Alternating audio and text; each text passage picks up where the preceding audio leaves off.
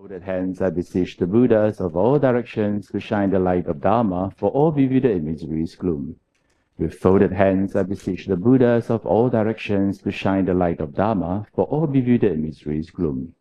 With folded hands, I beseech the Buddhas of all directions to shine the light of Dharma for all bewildered in misery's gloom. With folded hands, I beseech the Buddhas of all directions to shine the light of Dharma for all bewildered in misery's gloom. With folded hands, I beseech the Buddhas of all directions to shine the light of Dharma for all bewildered in misery's gloom. With folded hands, I beseech the Buddhas of all directions to shine the light of Dharma for all bewildered in misery's gloom. With folded hands, I beseech the Buddhas of all directions to shine the light of Dharma for all bewildered in misery's gloom. With folded hands, 两个都开，两个都开了。哦，然后 hand. With folded hands, I beseech the Buddhas of all directions to shine the light of Dharma for all bewildered in misery's gloom. With folded hands, I beseech the Buddhas of all directions to shine the light of Dharma for all bewildered in misery's gloom.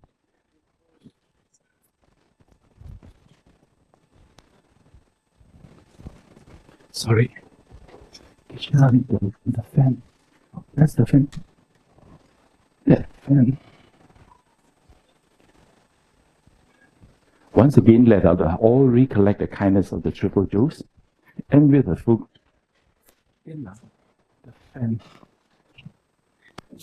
Once again, let us recollect the kindness of the Triple Jewels, and with a full gratitude in heart, let us all place our palms together to request Geshe to give teaching according to the well wishes and capacities of the students. Geshe, kindly give us the teaching. Okay, setting on proper motivation, which consists of 3 parts: refuge field, Buddha Chitta field, and the purpose of this practice. And let us keep in mind that finally the self-grasping ignorance gives rise to the inappropriate tension, which gives rise to the emotional stirs, and which makes it to manifest in the form of physical, verbal, and mental actions. And the actions are the ones which decide where we go: to samsara, to nirvana, to miseries within samsara, suffering change, or the pervasive condition of suffering, or it decides within samsara to go deeper into samsara or to go away from samsara. Going away from samsara itself is samsara, in samsara, and then go away meaning the dirty water, so it becomes cleaner meaning it's not clean yet. It's not fully clean yet. So within samsara, again there are 2. One which goes deeper in samsara, which goes closer towards nirvana. And finally, when you cross that completely, that is the nirvana state, or then the ultimate nirvana is the non-abiding nirvana, Buddhahood. So with this mind, every action counts. Thought process is one thing. Of course, within thought processes, and there is an element of action. But the action, whatever you do, for example, like coming together, saying prayers, and just having every day having glance. For example, we talk about the pilgrimage.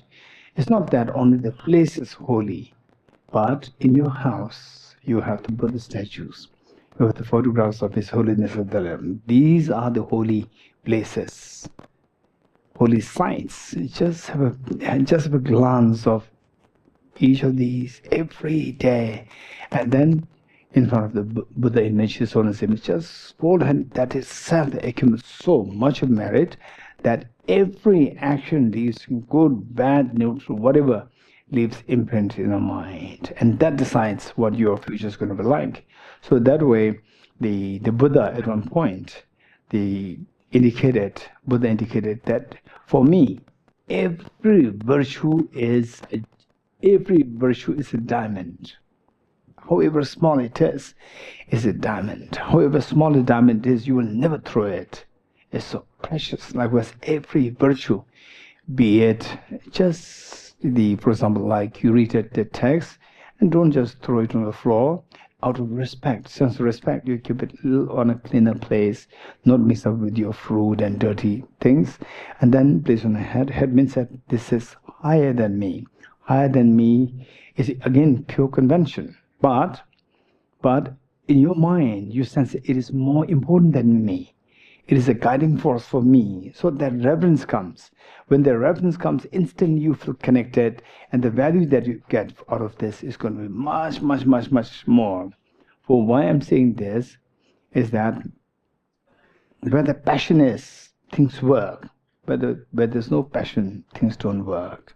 So these all are passion in virtue, like addressing Acharya Chandrakriti, Acharya, Arya Nagarjuna, Lama Tsongkhapa, and so forth. So these are all ways and means to create the passion for the Dharma.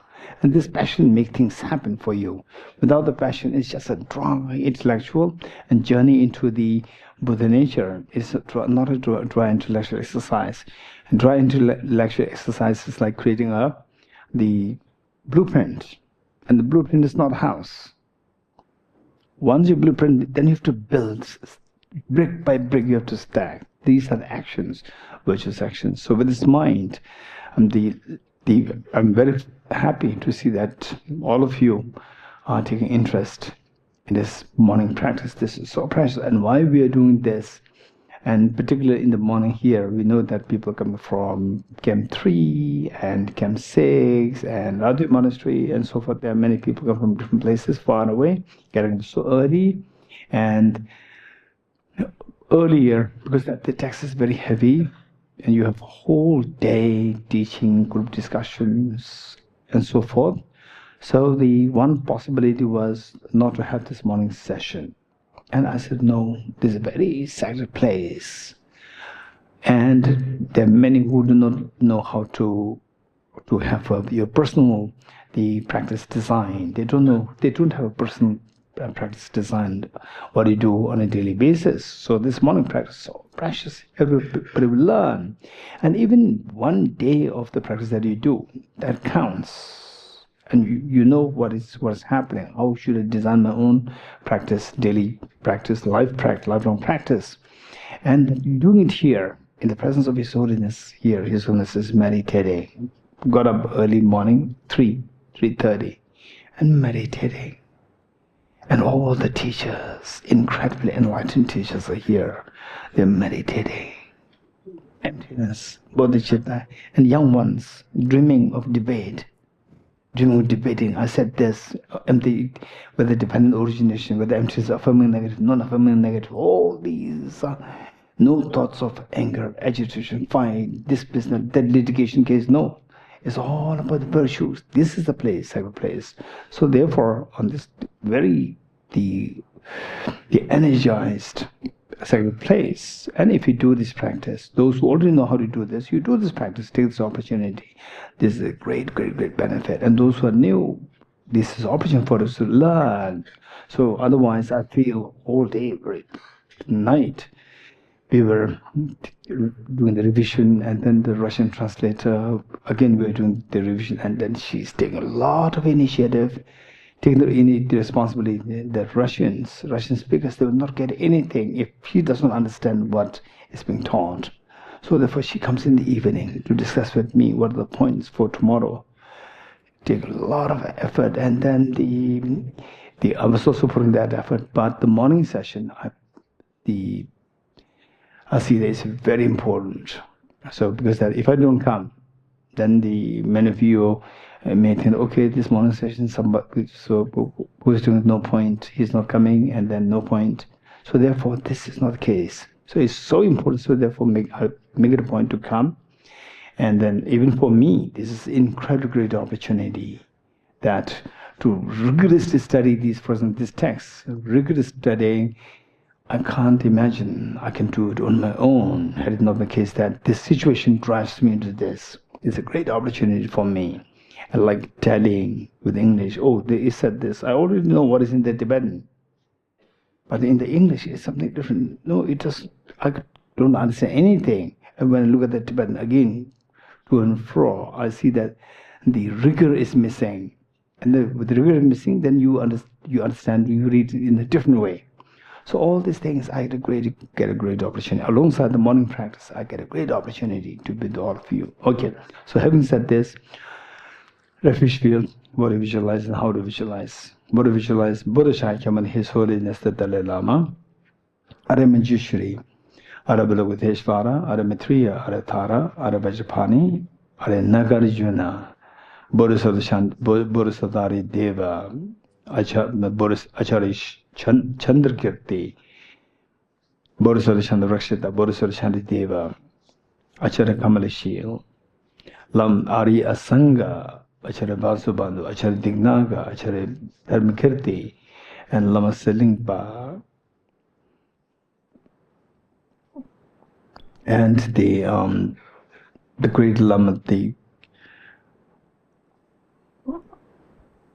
okay, so Lama Selingpa and then Lama Atish Shri Jnana, and all the great teachers of the Tibet, the four great Tibetan traditions, and the author of texts, whose texts which we're studying and getting the maximum benefit in this holy place, in the presence of His Holiness the Dalai Lama, Lama Tsongkhapa, and it visualizes all these enlightened masters, be it Theravada, Chinese tradition, or your Myanmar tradition, or Vietnamese tradition, whatever tradition, you have your own spiritual teachers. Just seek the blessings, and how you visualize them, that they are so loving, caring, and embracing. And even if you can just contemplate, just visualize that they are so loving, caring, embracing, and I'm just drowning in samsara, and that was just to pull me up. And every inch that I get out, they're so happy. Just feel that, how you visualize them. This is so important. Even if you feel like you could feel a part of it, this awakening is happening. Awakening of your Buddha nature is happening. Next, Bodhicitta field. What to visualize, how to visualize. Visualize your two grandparents and all of our members, including children and all demonstration beings, human beings, animals, insects, herbivores, god and goddesses, spirits, here in the planet Earth, in the deep oceans, in the vast wilderness, in the entire Milky Way galaxy, in the entire world system, universe. And how you visualize them, that they are so loving, that you are so loving, caring, like the mother to all these beings, and all these beings, they're deprived. They're being deprived of the happiness, and they're just heavily drowned by the miseries, and you feel so compassionate. And the purpose of our practice together here is to awaken a Buddha nature, to remove the mental defilements, and thereby you experience fearlessness, you experience infinite happiness, and that too by introducing the counterforce of the root of the miseries, the counterforce which is the wisdom of emptiness, and driven by the bodhicitta, the desire to become Buddha for the manifold demonstration beings. And to feel this bodhicitta, we must have to have the experience of the renunciation with respect to how suffering is so unbearable with respect on myself, and I must get out of this miseries, I must get out of this contaminant karmas, afflictions, inappropriate tension, and self-grasping ignorance. I must stop the dream. I must stop this sleep, which creates all the dreams, the nightmare. Stop this by how? By the wisdom of emptiness. Driven by bodhicitta, rest on renunciation, the desire to get away from this samsara, desire to get away from self-grasping ignorance. So with this motivation, today I request Ben Tenzing Sela to lead the prayer for us. Let us turn to page 3. And used by great compassion, he taught the Immaculate Dharma to dispel all erroneous views. To you, the Buddha Gautama, I pay homage. And used by great compassion, he taught the Immaculate Dharma to dispel all erroneous views. To you, the Buddha Gautama, I pay homage. And used by great compassion, you taught the Immaculate Dharma to dispel all erroneous views. To you, the Buddha Gautama, I pay homage. Taking refuge in generating bodhicitta. Sangye Chodang Sogye Chonam La Janju Bhardu Dani Kyapsu Chi Dagi Jinso Gyepe Sonam Gye Dola Printi Sangye Jukaresho Sangye Chodang Sogye Chonam La Janju Bhardu Dani Kyapsu Chi Dagi Jinso Gyepe Sonam Gye Dola Printi Sangye Jukaresho Sangye Chodang Sogye Chonam La Janju Bhardu Dani Kyapsu Chi Dagi Jinso Gyepe Sonam Gye Dola Printi Sangye Jukaresho. I go for refuge until I'm enlightened to the Buddha, the Dhamma, and the Sangha. By my accumulations of the practice of giving and so forth, may I become a Buddha to benefit all sentient beings. I go for refuge until I'm enlightened to the Buddha, the Dhamma, and the Sangha. By my accumulations of the practice of giving and so forth, may I become a Buddha to benefit all sentient beings. I go for refuge until I'm enlightened to the Buddha, the Dhamma, and the Sangha. By my accumulations of the practice of giving and so forth, may I become a Buddha to benefit all sentient beings. Independent origination, there is no ceasing, no arising, no annihilation, no permanence, no coming, no going, no separateness, and no sameness. I prostrate to the consummate Buddha, the supreme among all teachers, the one who taught this peace, which is free of elaborations. I prostrate to the mothers of the heroes, the host of bodhisattvas and the Buddhas, the knower of all, which leads the heroes seeking pacification to complete peace, the knower of paths, which causes the bodhisattvas with altruism to help migrators to achieve the aims of the world, and omniscience, the thorough possession of which helps the Buddhas expound a variety of teachings endowed with complete aspects of subjects. The one who has transformed into the reliable guide, motivated by altruism to benefit sentient beings, the teacher, Sugata, and protector, to you I make prostrations. The one who has eliminated the web of conceptualizations and is endowed with the divine bodies of the vast and the profound, who eternally shines forth the forever noble light rays, to you, the Buddha, I make prostrations. Inspired by wisdom and compassion, today in the Buddha's presence, I generate the mind of full awakening for the benefit of all sentient beings. We recite the essence of the plant origination mantra 3 times. Om ye dharma hetu prabhava hetum tesham tathagatu hyavadat tesham chayo nirodha evam vadi mahashramanaye svaha.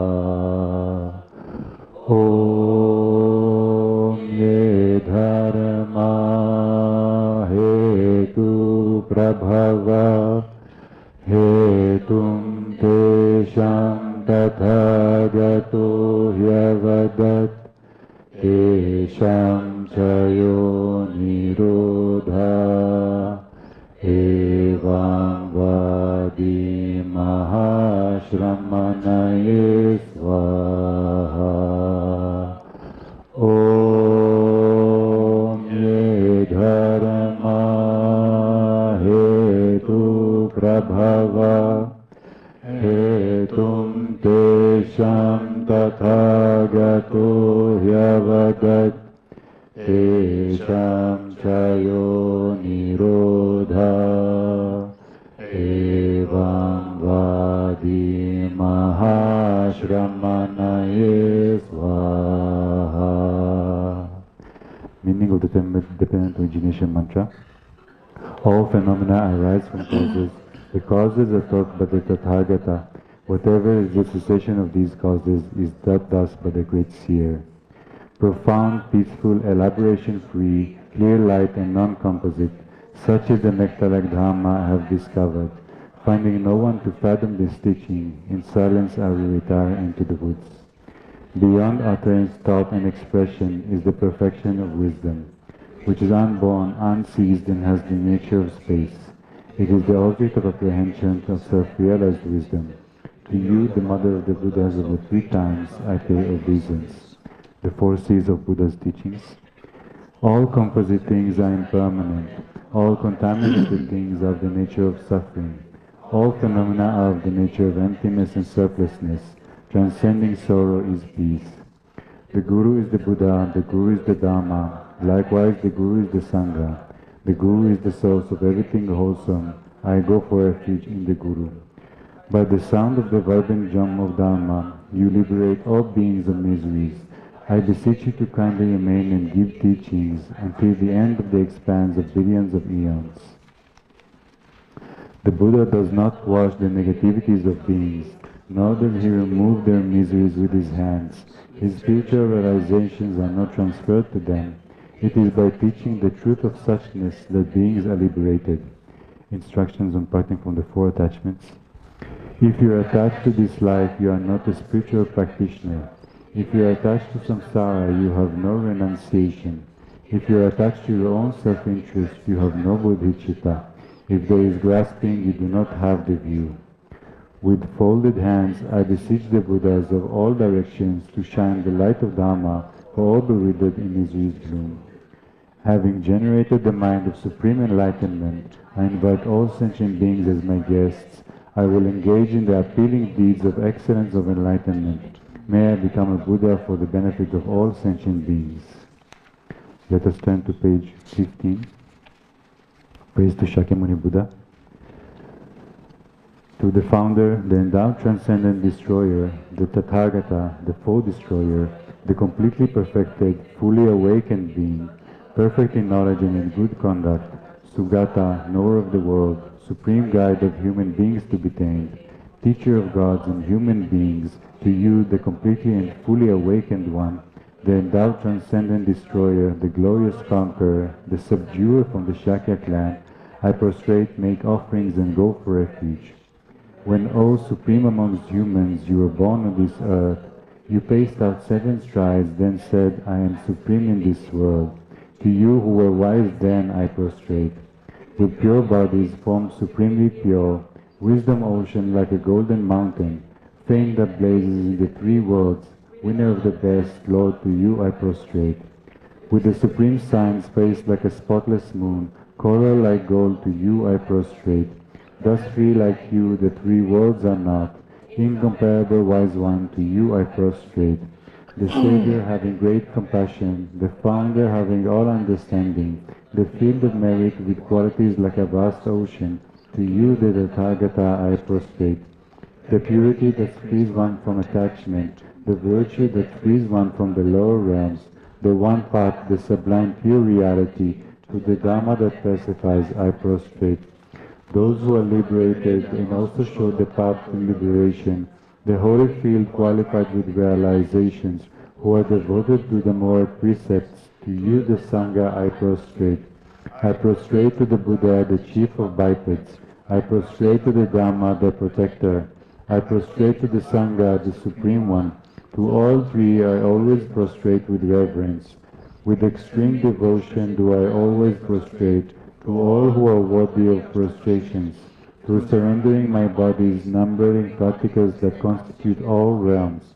Do not commit any non-virtuous actions, perform only perfect virtuous actions, subdue your mind thoroughly. This is the teaching of the Buddha. A star, a visual aberration, a flame of a lamp, an illusion, a drop of dew or a bubble, a dream, a flash of lightning, a cloud. See conditioned things as such. Through these merits may sentient beings attain the state of omniscience, subdue the 4 faults, and be delivered from samsara's ocean, perturbed by the waves of aging, sickness, and death. Page 31, Heart Sutra.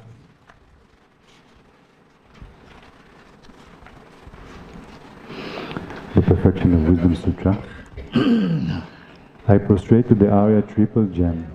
Thus did I hear at one time, the Buddha was dwelling on Master Vulture's mountain in Rajagriha, together with a great community of monks and a great community of bodhisattvas. At that time, the Buddha was absorbed in the concentration and the categories of phenomena called profound illumination. Also at that time, the Bodhisattva Mahasattva Arya Avalokiteshvara looked upon the very practice of the profound illumination of wisdom, and beheld those five aggregates also as empty of inherent nature. Then, through the power of the Buddha, the Venerable Shariputra said this to the Bodhisattva Mahasattva Arya Avalokiteshvara. How should any child of the lineage who wishes to practice the activity of the profound perfection of wisdom train? He said that, and the Bodhisattva Mahasattva Arya Avalokiteshvara said this to the Venerable Sharadvatiputra. Shariputra, any son of the lineage or daughter of the lineage who wishes to practice the activity of the profound perfection of wisdom should look upon it like this, correctly and repeatedly, beholding those five aggregates also as empty of inherent nature. Form is empty, emptiness is form. Emptiness is not other than form. Form is also not other than emptiness. In the same way, feeling, discrimination, compositional factors, and consciousness are empty. Shariputra, likewise, all phenomena are empty, without characteristic, unproduced, unseized, stainless, not without stain, not deficient, not fulfilled. Shariputra, therefore, in emptiness there is no form, no feeling, no discrimination, no compositional factors, no consciousness, no eye, no ear, no nose, no tongue, no body, no mind, no visual form, no sound, no smell, no taste, no object of touch, and no phenomenon. There is no I element, and so on, up to and including no mind element, and no mental consciousness element. There is no ignorance, no extinction of ignorance, and so on, up to and including no aging and death, and no extinction of aging and death. Similarly, there is no suffering, origination, cessation, and path. There is no exalted wisdom, no attainment, and also no non-attainment. Shariputra, therefore, because there is no attainment, bodhisattvas rely on and dwell in the perfection of wisdom, the mind without obscuration and thus without fear. Having completely passed beyond error, they reach the end point of nirvana. All the Buddhas who dwell in the three times also manifestly completely awaken to the unsurpassable, perfect, complete enlightenment in reliance on the perfection of wisdom. Therefore, the mantra of the perfection of wisdom, the mantra of great knowledge, the unsurpassed mantra, the mantra equal to the unequal, the mantra that thoroughly pacifies all suffering, should be known as truth, since it is not false. The mantra of the perfection of wisdom is declared. Teata om gate gate para samgate bodhiswaha. Shariputra, the Bodhisattva Mahasattva should train in the profound perfection of wisdom like that. Then the Buddha arose from that concentration and commended the Bodhisattva Mahasattva Arya Avalokiteshvara, saying, well said, son of the lineage, it is like that, it is like that. One should practice the profound perfection of wisdom just as you have indicated. Even the Tathagatas rejoice. The Buddha having thus spoken, the Venerable Sharadvatiputra, the Bodhisattva Mahasattva Arya Avalokiteshvara, those surrounding in their entirety, along with the world of gods, humans, asuras and gandharvas, were overjoyed and highly praised that spoken by the Buddha.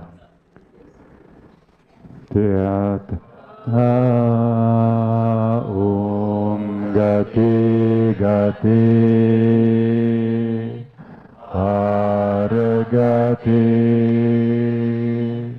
parasamgate bodhiswaha.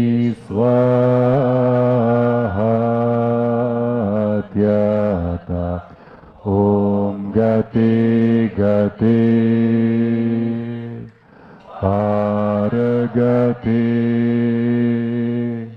parasamgate bodhiswaha.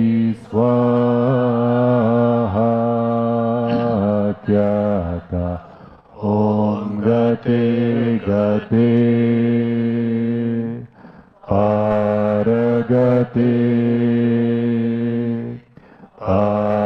parasamgate bodhiswaha. Om gate gate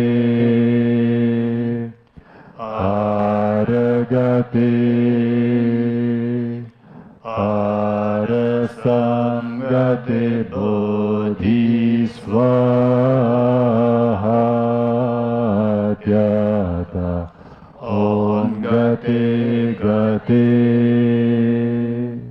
Aragate,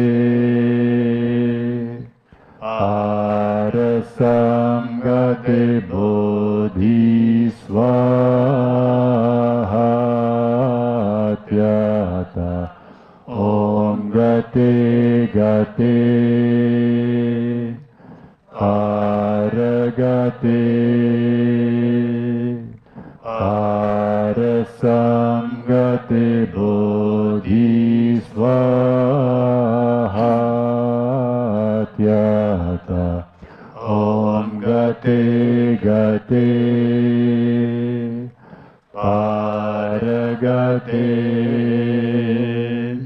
Parasamgate Bodhisvaha.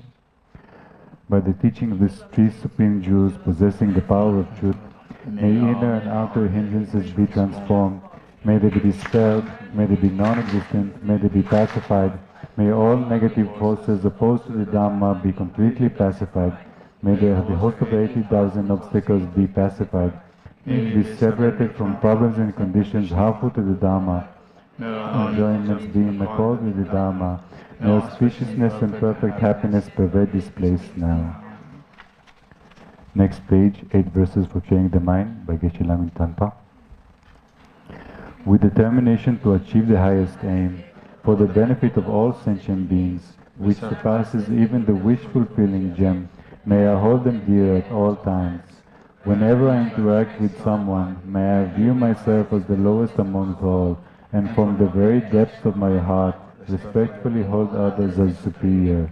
In all my deeds may I probe into my mind, and as soon as mental and emotional afflictions arise, as they endanger myself and others, may I strongly confront them and avert them.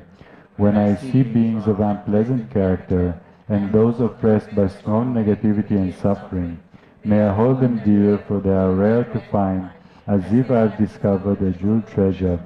When others out of jealousy treat me wrongly with abuse, slander and scorn, may I take upon myself the defeat and offer to others the victory. When someone whom I have helped or in whom I have placed great hopes mistreats me in extremely hurtful ways, may I regard him still as my precious teacher. In brief, may I offer benefit and joy to all my mothers, both directly and indirectly. May I quietly take upon myself all hurts and pains of my mothers. May all this remain undefiled by the stains of the mundane concerns, and may I, all recognizing all things as illusions, devoid of clinging, be released from bondage. Lama Tsongkhapa's Lamrim dedication prayer, verse 1. From my two collections, vast as space that I have amassed, from working with effort at this practice for a great length of time, may I become the chief leading Buddha for all those whose minds' wisdom eye is blinded by ignorance. 7 Limb Practice, page 39. Excerpt from the King of Prayers, the extraordinary aspiration of the practice of Samantabhadra. I bow down to the youthful Arya Manjushri, you the Buddhas, the lions amongst humans, gone to freedom in the present, past and future, in the words of 10 directions, to all of you with body, speech and sincere mind I bow down, with the energy of aspiration for the Bodhisattva way, with a sense of deep respect, and with as many bodies as atoms of the world, to all you Buddhas visualized as real I bow down. On every particle are Buddhas numberless as particles, each amidst the host of Bodhisattvas, and I am confident the sphere of all phenomena is entirely filled with Buddhas in this way. With infinite oceans of praise for you, and oceans of sound from the aspects of my voice, I sing the breathtaking excellence of the Buddhas, and celebrate all of you Sugatas. Beautiful flowers and regal garlands, sweet music, scented oils and parasols, sparkling lights and sublime incense, I offer to you victorious ones, the Buddhas. Fine dress and fragrant perfumes, sandalwood powder heaped high as Mount Meru, all wondrous offerings in spectacular array, I offer to you victorious ones. With transcendent offerings peerless and vast, with profound admiration for all the Buddhas, With strength of conviction in the Bodhisattva way, I offer and bow down to all victorious ones. Every harmful action I have done, with my body, speech and mind, overwhelmed by attachment, anger and ignorance, all these I openly lay bare before you. I lift up my heart and rejoice in all the merit of all Buddhas and Bodhisattvas in 10 directions, of solitary realizers, heroes still training and those beyond, and of all ordinary beings. You who are the bright lights of the worlds in 10 directions, who have attained the Buddha's omniscience through the stages of awakening, all you who are my guides, please turn the supreme wheel of Dharma. With palms together, I earnestly request, you who may actualize Parinirvana, please stay with us for eons, numberless as atoms of the world, for the happiness and well-being of all wanderers in samsara. Whatever slight merit I may have accumulated by making prostration, offering and confessing, rejoicing and requesting that the Buddhas stay and teach, I now dedicate all this for the full awakening of all beings. Next page, short mandala offering. This ground anointed with perfume, strewn with flowers, adorned with Mount Meru, the 4 continents, the sun and the moon. I imagine this as a Buddha field and offer it. May all sentient beings enjoy this pure land. Om Sajepurgi Dorji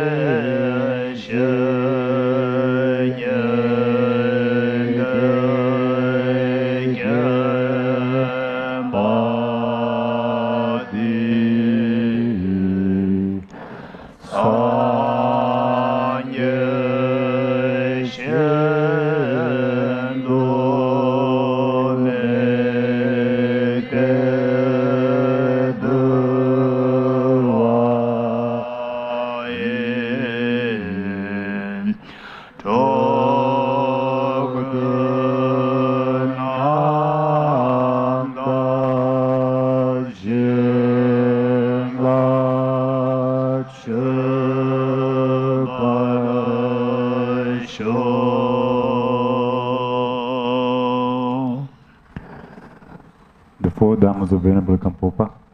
May I be blessed that my mind is protected toward the Dhamma. May I be blessed that my Dhamma practice is on the proper path. May I be blessed that the path is free of flaws. May I be blessed that the flaws are seen in the light of exalted wisdom. The 4 Dhammas of Venerable Bhikshu Mahasattva.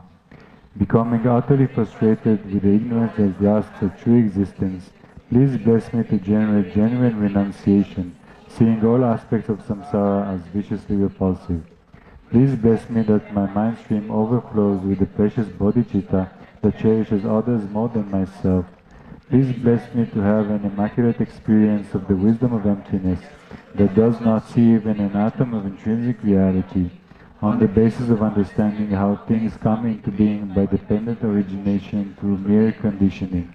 Please bless me that my mind stream overflows with the precious wisdom of the non-duality of bliss and emptiness. Idam Guru Ratna Mandarakam Niryatayami.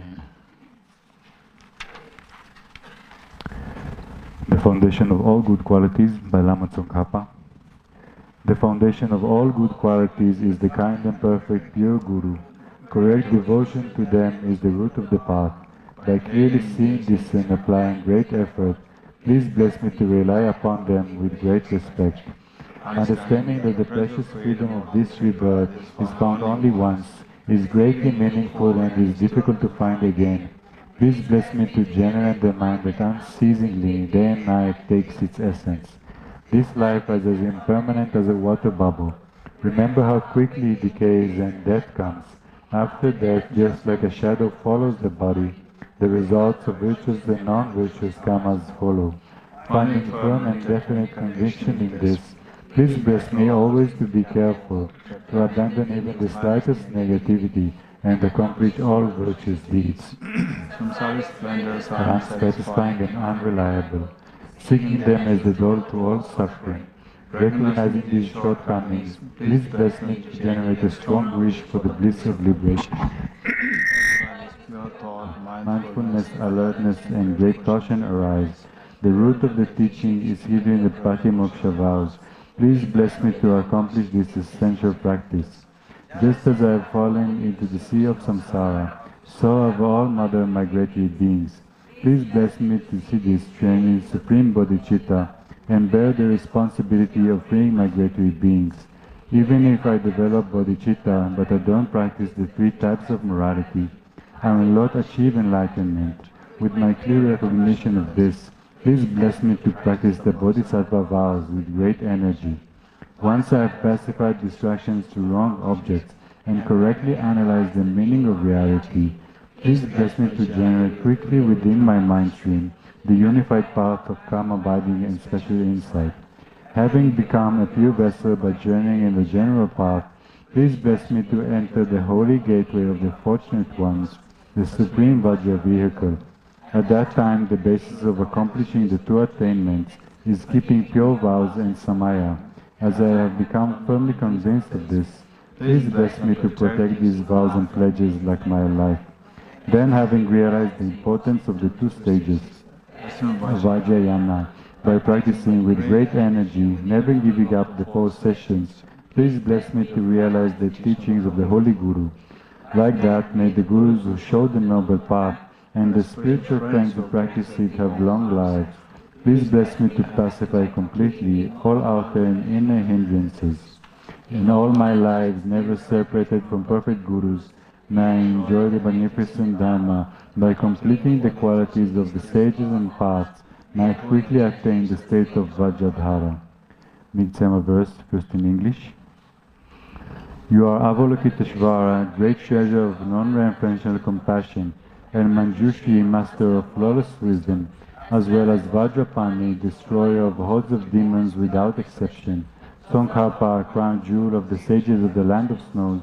Losandrapa, at your feet I make prostrations.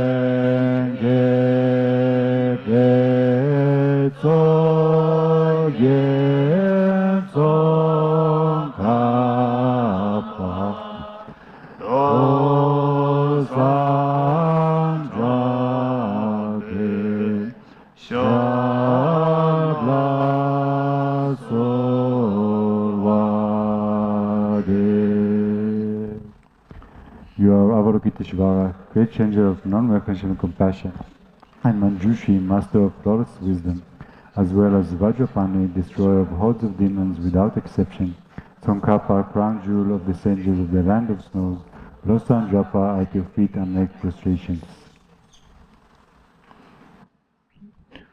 Thank you, Penitentiary, thank you. Okay, next, generating the mud of consummate yoga.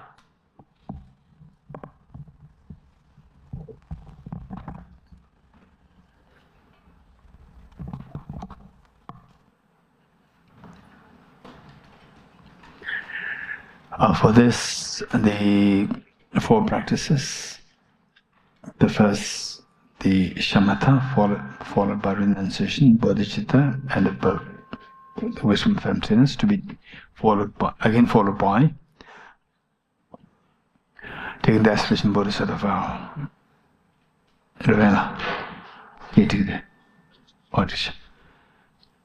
Okay, first let us do quick physical exercise, breathing exercise, and the meditation.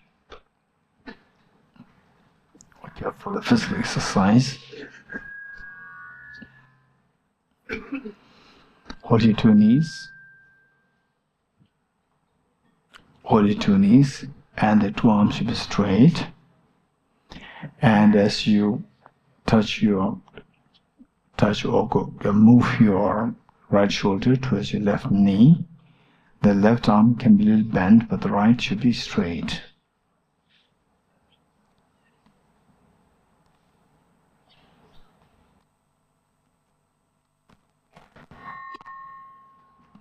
The right should be straight, and the left can be bent.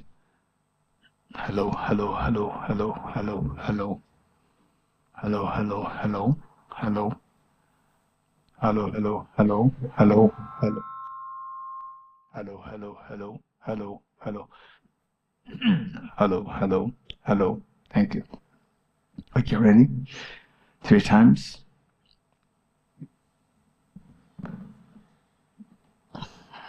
1, 2, 3. Left shoulder. 1, 2, 3. Once more, right shoulder. 1, 2, 3. Left shoulder. 1, 2, 3. Okay. Now the breathing exercise. Your tongue comes inside the rabbit, and on your knees straight, back one upright, pull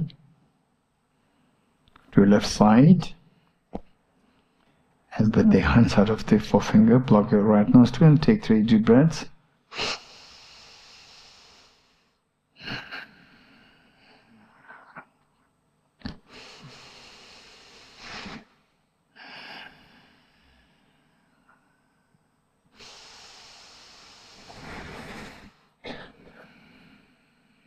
Once more, pull to your right side, block your left nostril.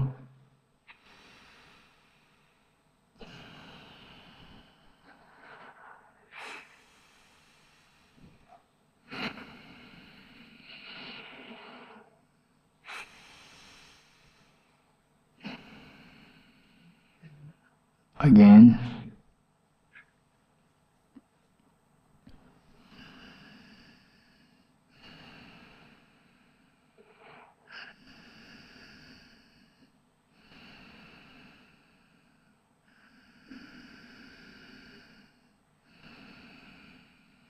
Oh yeah, another 9 rounds from the begin. Pull to your left side, open right nostril.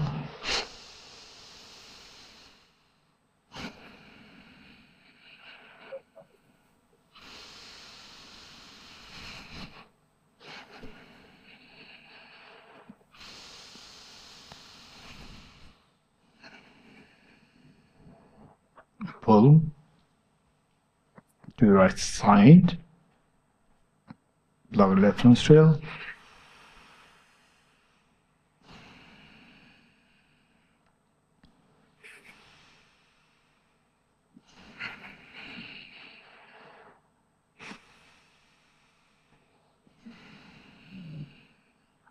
Pull.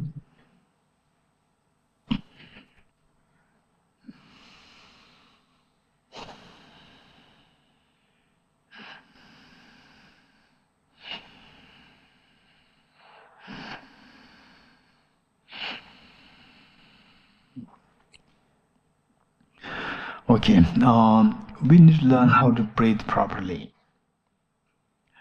What is meant by breathing properly? Oftentimes we breathe in the wrong way. So what I mean by wrong breathing is, okay, just touch your belly and close your eyes. Okay, this is not meditation. Just close your eyes to observe what your belly is doing. Touch your belly with your right hand and take a slow, gentle, deep breath in and see what's the tummy. Okay, first take the air in. Breathe in.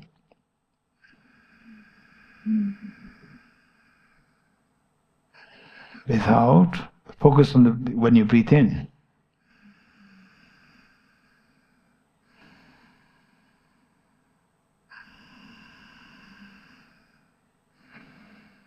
Okay, now the next job is breathe in and see what your tummy is doing as you breathe in. What is tummy doing? Tummy is coming out or getting in. Just check it. Let me repeat it. This is not easy. Many people, we take for granted. This is where we are going wrong. Breathe in and see what the tummy is doing. Tummy is getting in, but it will try to breathe in as much as possible. Okay, and see what your tummy is doing. Breathe in.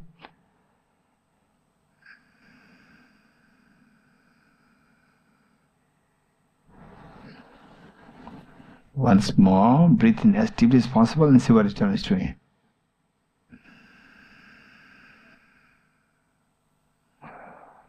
Once more.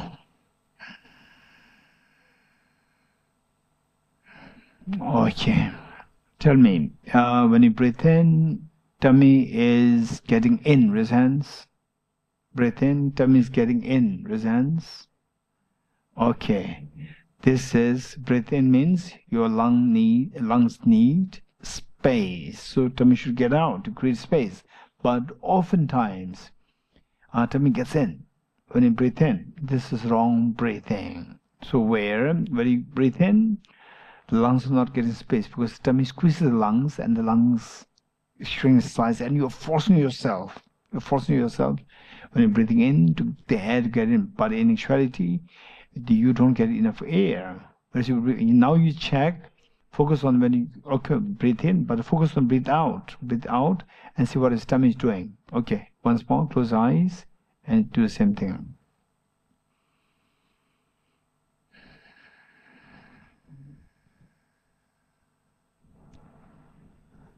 Again, breathe out.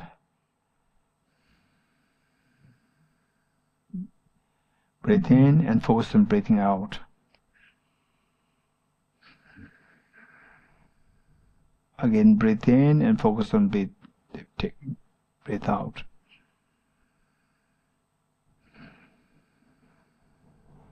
Okay, so when you breathe out, what is your tummy doing? Coming out or getting in? Getting in is very good. Getting out is wrong. So oftentimes, say people are stressed. What happens? Your chest moves up the air because when you become stressed, then you stress or the nervous, then your chest moves like this moves, where the lower part of the lungs you are not using them because of the stress. And then the lungs are not fully used oxygen, you're not getting enough oxygen. So even the cells, they feel suffocated. That is manifested in your, because the cells, the energy and the mind is affected. So little stress cognitively, you feel the stress, and then that is manifested in your breathing, and the lungs shrink, and only the surface, the chest part moves, so your lungs, it's not fully utilized. So the body's not getting enough. And then that affects, there's like this like vicious cycle that affects your body. These cells don't get enough cell, and suddenly you feel suffocated. It affects the energy. Energy affects the mind. Mind feels more suffocated, more anxietic, more. So therefore, just learn how to breathe properly, and then see what your tummy just take it out as much as possible, and then you breathe in, then breathe out. Get the tummy as much as inside possible, so the maximum carbon dioxide is exhaled. So with this, you just learn this. That is a tremendous effect in your cells, bodily cells. Cells get enough the oxygen, and the carbon dioxide removed to the maximum. And then you feel that is a bodily effect, and body affects the energy. Energy affects your mind, and your mind feels more calm and controlled. Okay, good. Now 5 minutes of the shamatha meditation.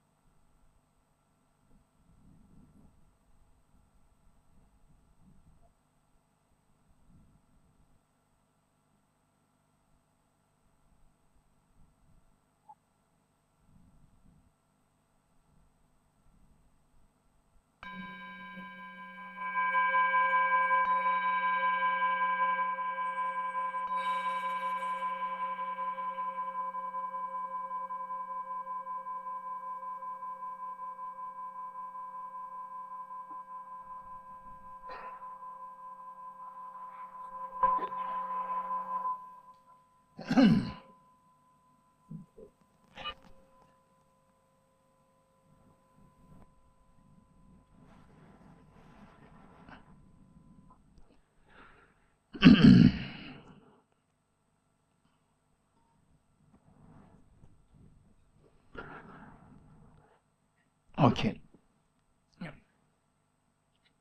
Next renunciation, and today is 14th, 15, tomorrow 16.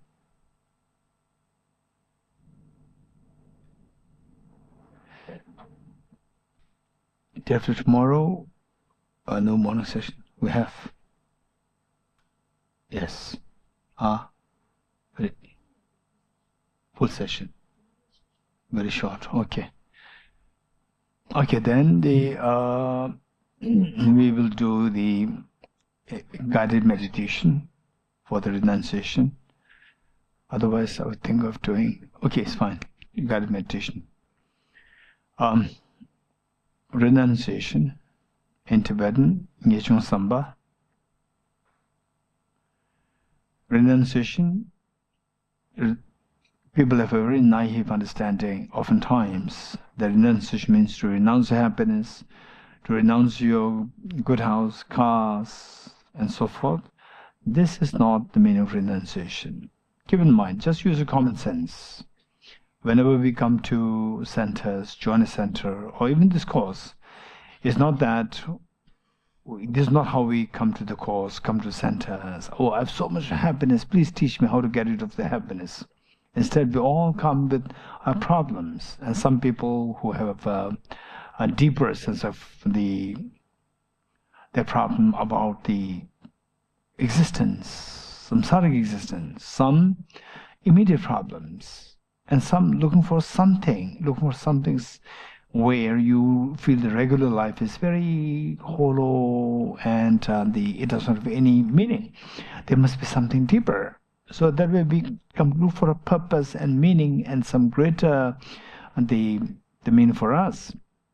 We never come to say, please teach me how to get rid of my misery, the happiness.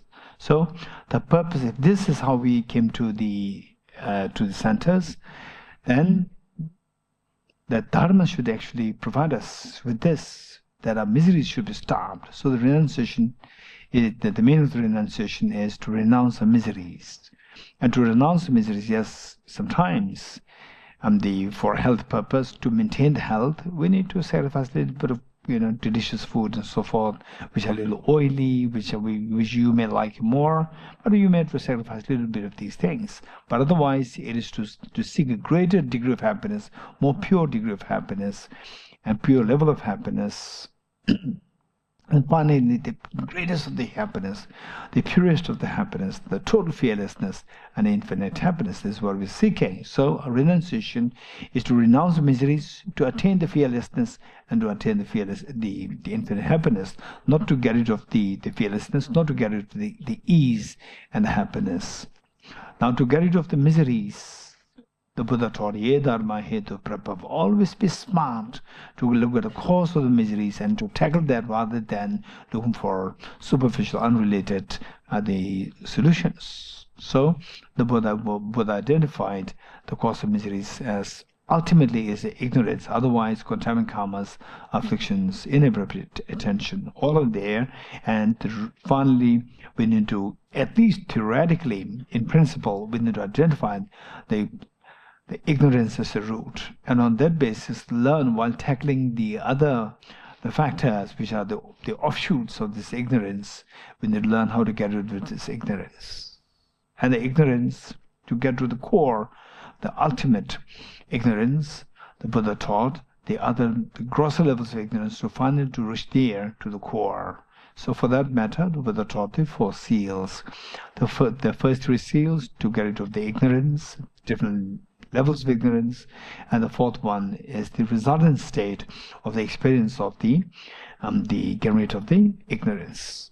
So the first, the Buddha taught all composite things impermanent, and composite meaning anything which is composed of temporal the directional parts in the physical sense and temporal parts in time. Whatever is composed of these, the constitutional factors should necessarily be impermanent. And impermanence is of two kinds: gross impermanence and sub-impermanence. Gross impermanence, impermanent phenomena whose continuum terminates. It's so important to think of that, particularly the impermanence of death. So whether we accept it or not, whether we like it or not, it'll happen. So those people who are smart, who are more audacious, who are more daring, who are more far-reaching in their thoughts, they would not hesitate to think about this and then cut all the unnecessary engagements in life, stop all the unnecessary and the engagements which would otherwise steal our time of preparing for the next journey onward. So, think of the gross impermanence. Think of the joys that we had in the past with your mother, with your father, with your the brothers, sisters, and so forth. Beautiful days. They're all gone. Your youth. Once upon a time, you were like 10 years old, 15 years old, 20 years old, 30 years old, 40 years old, so forth. And these days are all gone. And 200 years ago, just go back 50 years ago, just go back 10 years ago, what it was like. 20 years ago, go back in time, 50 years, 100 years, 150 years, 200 years. The world was inhabited by very different generation, and most likely we don't even know who they were.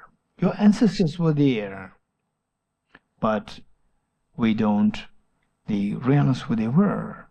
In those days, there were those people, the parents, the children. The children have so much expectation of what their life is going to be like, their career, and their parents too have expectations, the best for the children. Where are these parents? Where are these children? They're all gone. If you don't believe, go to the fortresses, old fortresses, castles. These are the proof. And the pyramids. What is this? This is the tomb. What is Taj Mahal? This is a tomb. This is where the burial happened. Burial means the death of somebody. And those days, common people like us, we can't even get access to these, the core, the main site of the pyramids or the Taj Mahal. This is a place where the big person, they were buried. Now, many of the pyramids, the archaeologists, they go there, they unearth, and we even don't know who these people are, who this once upon a time, thousands of people exploited to build these huge pyramids where the machines were totally absent. And these people, where they are now? Gone. But however powerful they're gone, however wealthy they're gone, and when with the power and the wealth, they feel temporarily you are a temporary guest here, and we're feeling that I'm the richest person, I'm the most powerful person. This is what's happening even today. Unfortunately, the reality is that they will all become a history. Sometimes they will not even be left in the history. Even the history disappears. We become totally unaware of what the history is. Even the history disappears. This is reality. It's quite painful. It's quite painful to think of these. Yes, but this is inevitable reality. This is where nobody can avert it. This is reality. So, it's for this reason that the wise people, the Buddha taught, whatever is gathered disperses. We all dispersed. We are all today together here in the beautiful Science Center, where His Holiness is there to bless us. And our teacher, Geshe Pandita Paramahansa, his seventh Skanda Rinpoche, and all the teachers are here to bless us. And with such a beautiful environment created because of all the effort and the directions and the initiative of Professor Genlo Tenzin La. Amazing. But this will not last long. In few days, you'll all disperse. This is what the Buddha taught us. Whatever gathers, disperses. We think that, oh, how I wish that I'm able to do this much to my dad so that he would have lived longer. How much I wish that I've done something to my mom, said that he would have lived longer. I just know this all is somehow we see as well like a little hope here and there, but this all the excuses with which the people leave the world. One day you will also have to leave. I will also leave the world, and when we leave, then somebody will again say that how I wish to be able to do this much so that this person can have lived so like another 10, 20 years. No, these are all excuses. For some people, same thing happens, but they live for so many years. For others, same thing happens, but that very factor turned out to be like the factor to terminate life. So this all excuses is driven by the karma. So because of this, the Buddha taught that whatever is accumulated ends in exhaustion, and your youth ends in old age, and good health ends in sickness and illness, and finally the birth ends in death. This is what the Buddha taught. This is the gross impermanence. So important for us to contemplate on this. And this impermanence that you see, the obvious continuum, and at a certain point it terminates, like a train journey that you got onto the train and there were already some passengers, all the earlier passengers. They were your parents, and then they teach you what to do, and they help you, and you grow up. And then the early passengers, they leave to say bye bye to you, and you are there as the one who takes over. Your parents leave, and then new passengers come on board, and again you help them. Again it's your time to leave.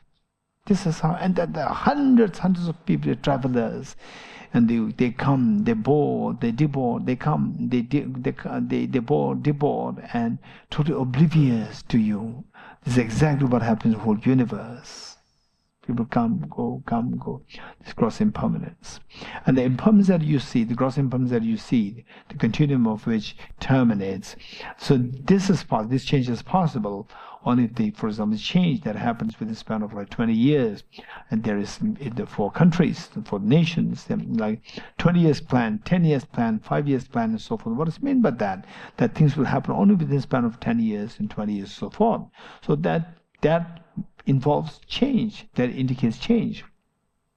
And change over the span of 20 years is possible only if the change is happening on the yearly basis. Change that happens on the yearly basis is possible only if the change happens on the monthly basis, weekly basis, daily basis, hourly basis. Go slowly, get to the subtler and subtler version of time. An hourly basis, minute by minute basis, second by second basis, millisecond basis. All what is a composite phenomenon should necessarily be undergoing change through millisecond by millisecond. By this reasoning, slowly reducing to the subtler span of time. So press the timer and the stopwatch of your mobile and see how the digits move. This is exactly how our body moves, how the world moves, how the people you love moves, how things move. They move so fast. And our eyes are so gross not to see these. And our body is so gross not to feel this. And this is the reality. So those smart people, those wise people who discovered that, for them, your life becomes so easy, so meaningful. All the unnecessary works, you see that it's just totally waste of my time, so trivial, peripheral. You just get over these, let go of these, and then embrace something more deeper, more meaningful. So with this change, it's very scary to get to this realization. It's very scary. So like you're thrown in a very fast-moving train, faster train moves, more the fear. Why? because we don't know where this train is taking us. And if who decides where who decides where the train is taking us? The train driver. If the train driver's mother, your mother and dad, no doubt that they will take you to a picked spot. But unfortunately, if the train driver is the terrorist or under the dictate of the terrorist, will only take you to the slaughterhouse, which is so acute, painful. In our case, the train driver is a mind, and a mind, unfortunately, that is on the dictate of the worst of the terrorist, self-grasping, ignorant, self-centered attitude. As long as we are under the sway of the worst of contaminations, which is self-grasping ignorance, complemented by self-centered attitude, we will never have the genuine happiness. Only attracts miseries, although your Buddha nature is totally fearless in nature and infinite ease, but on the contrary, we only feel the experiences, we experience the opposite of these for the reason of this contamination, self-grasping ignorance. Okay. And this leads to miseries, three kinds of miseries: suffering change, and pervasive conditioned suffering. And one moment of such a suffering, for those realized beings, to think about the suffering, the pervasive condition suffering, is extremely painful. Them they feel truly a great aversion to these. But for us, the ordinary people, and what really bothers us, pains us, is to think of suffering. But it's very gross in comparison with the suffering change, and then finally, pervasive conditions. Even this contemplating suffering change, suffering is good enough. One moment such as suffering is good enough, like the loss of your near and dear ones, like your loss of your mother, loss of father, so is acutely painful to the extent that everything else seems so shallow, hollow, meaningless, grim, and gloomy.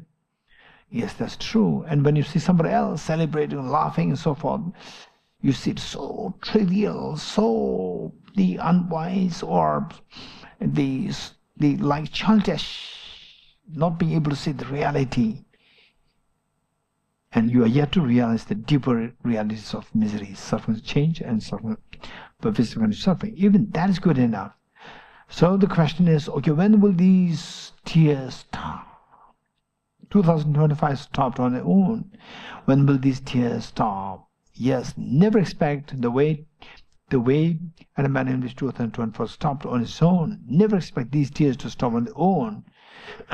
They can stop only with the conscious effort. What kind of effort is required? It's for this reason that Bodhisattva Deva very clearly indicated that this samsara, there's no beginning to samsara, but as for the end, samsara, for the wise people, there's an end. For the unwise people, there's no end. So as long as we remain unwise, samsara continues. So what do you mean by wise people? Those who got the sense of the Buddha's teachings, he dharma hetu prabhava hetum desham tadakadhyavatat desham jaya niruddha evam vadi mahashramana swaha. These people will identify the root and put effort, conscious effort to stop that. What kind of effort is required to stop the ignorance? What is that ignorance? Ignorance by the very definition. Okay, first to counter this ignorance, which is self-grasping ignorance, viewing things as intrinsically real. How to counter that? By introducing counter force, which is the wisdom of emptiness. What is the wisdom? Wisdom, by the very definition, is a discerning mind whose apprehension of the object tallies with reality. And what's the reality? Reality is the third seal. The Buddha indicated as the third seal. Everything is in nature, emptiness, selflessness. What do you mean by that? Okay, let's really meditate on the emptiness of, today, the emptiness of flower, and you can extend this to anything else which pulls which gives rise to involuntary pull, which is attachment. Okay, let's say today, let's think of the beautiful, let's say a cheesecake or a momo or whatever. You can think of something which really pulls you, involuntarily pulls you. Okay, so I'll just say a flower. Think of a beautiful flower, freshly blossomed flower. How does it appear to you? like mentally imputed, their mind is projecting it, or so objectively, so intrinsically, and so objectified, so well defined, independent of my mind. And of course, it does not appear as like a dream, but it appears as so independent of mind. Okay, so this belief and the grasping or apprehending this, the flower is as independent, as so objectified, well-defined, independent from mind, this is known as self-grasping ignorance. How do you know that this ignorance is not with wisdom? Yes. Remember what Nagarjuna taught. If the mirage were to be water, were not those close by the mirage see water? Okay, let us all say this together 3 times. If the mirage were to be water, why not those close by the mirage see water? If the mirage were to be water, why not those close by the mirage see water? If this were to be, why not those close by the mirage see water? Okay. With a similar token reasoning, if this flower were to exist objectively, why don't I see this flower as I go closer to the object? Okay, now let's go closer to the object. This mind which goes closer to the object is technically referred to as the ultimate analysis. Subjecting this flower to ultimate analysis, let's go to see if there's a self-subsistent flower there, as an intrinsic self-sustaining or self-subsistent flower there. So, whatever is not that intrinsic or self-subsistent as I am the flower, independent of other factors, that is what you're looking for. Anything which is not that, just discard it. Just discard it. Just ignore these. Okay, what do we see? The best thing is to go closer to this. Go closer to this with the help of electron microscope. Today we have this facility, although we may not be able to actually hold it, but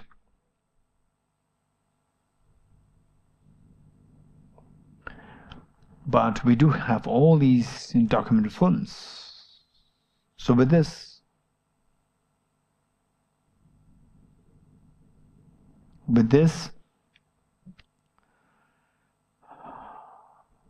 just imagine that you are looking at the flower through electron microscope.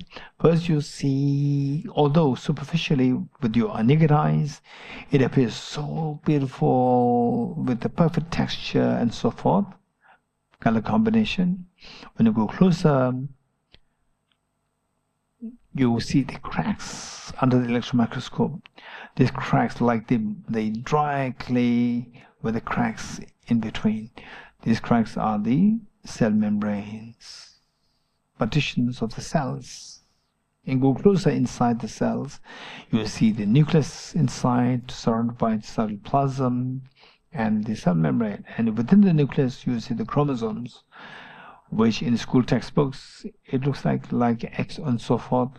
But in actuality, the way you see that under the electron microscope is the brownish stake-like structure with the striped brownish stake-like structure, quite say repulsive to look at. And you go deeper through further fine-tuning electron microscope, you see the DNA molecules. Through further fine-tuning this, you see the atoms. Okay, you can go even beyond that, but just it's good enough for us to, with respect to understand emptiness, is good enough to just stay there. Okay, now tell me, where is that self-subsistent flower saying that I am the flower? Where is this independent of any other factor? Where is it? No, none of these atoms are to be seen as the flower. None of these atoms are to be seen as intrinsically as the flower, meaning as one with the flower. If not, remove these atoms to see if the flower does exist as in a self-subsistent form. Removing these elements, removing them, what is left? Nothing is left there. So to discover that the flower does not exist as intrinsically as different from these atoms or the parts. Okay, now tell me, Both the possibilities for the flower to exist intrinsically or as subsistent entity is ruled out. So now in also ultimate analysis, where is the flower is nowhere to be seen. And it's not that I'm exaggerating, it's not that I'm hallucinating, it's not that I'm making the flower disappear, but the flowers to discover that flower is not there in the ISO ultimate analysis. So it doesn't mean the flower doesn't exist. Whether the flower exists or not is not decided by ultimate analysis. It is decided by the conventional analysis. Whereas ultimate analysis, what it decides is whether or not the flower exists as intrinsic real, or as independently, or as subsistent entity. And to my surprise, I discovered that the flower does not at all exist as a self-subsistent, independent, intrinsic entity. You just feel the experience. It also this ultimate analysis feels the voidness, some kind of voidness. What appeared earlier is not really there. Seen this experience for a while.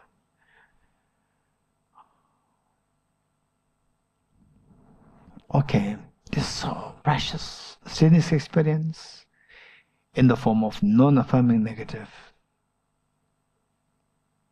Of all the possible isolates of this object, which we call in a common sense we call as the flower being permanent, the flower being impermanent, flower being existent, flower being functional, flower being empty of intrinsic reality, flower being empty of empty of the subsistent entity and so forth. Just pick up this element, this isolate of the emptiness of the subsisting entity or intrinsic entity. Just emptiness or intrinsic entity. Just pick that isolate up and stay in this experience. For some people, they can be tinge of fear. For some people, they could be goosebumps on the body, tingling sensations, cold waves flowing through the body. As for some people, profound tranquil experience can come at the core of your heart. If any of these experiences come to you, you're very fortunate. If not, don't worry. Study more, contemplate more, and meditate more. You're bound to get these profound experiences later in life. So, yes, this is really a profound experience, but what's the benefit of this? Yes, just as this beautiful flower, which otherwise had the effect of the involuntary pull of my mind to the flower happening, now with this realization, involuntary pull stops and my mind rests. Involuntariness has a connotation of the loss of freedom. And I don't want loss of freedom. Loss of freedom is fear and misery. Misery and samsara. So now I get freedom with respect to this flower, associated with this flower. Just as the flower, you get freedom from this flower, associated with the flower, likewise you subject all your miseries, sorrows, sickness, aging, death, tension, depression, so forth, under this analysis, they will likewise be discovered to disappear, absence. Your sorrows are transcended, and the profound peace dawns within your mind, within your being. Stay in this experience for a while. Wow, that's amazing. All my sorrows are transcended when these are subjected to the ultimate analysis. And now generate a very strong renunciation, ultimate meaning of renunciation. What's that? Generate very strong aspiration. May I forever remain in this experience of emptiness, where all my sorrows are transcended, and the happiness dawns within me. Profound peace dawns within me. This is the ultimate meaning of renunciation. Otherwise, renunciation like, oh, I want to renounce samsara, I want to renounce self-grasping ignorance, I want to renounce contaminant karma, and so forth. Yes, they understand renunciation, but they are very gross understanding of the renunciation. Ultimate meaning of the renunciation is the aspiration to remain in the experience of the emptiness, where all my sorrows are transcended and a very profound peace dawns within me. Okay, slowly come to this practice to move to the bodhicitta.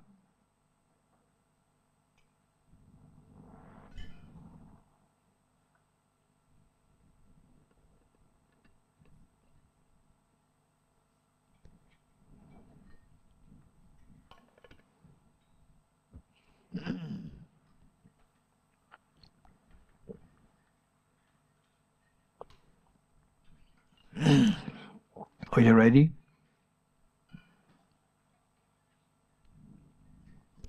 Okay, let us invoke the blessings of His Holiness the Dalai Lama, who is here to bless us here in Drepung.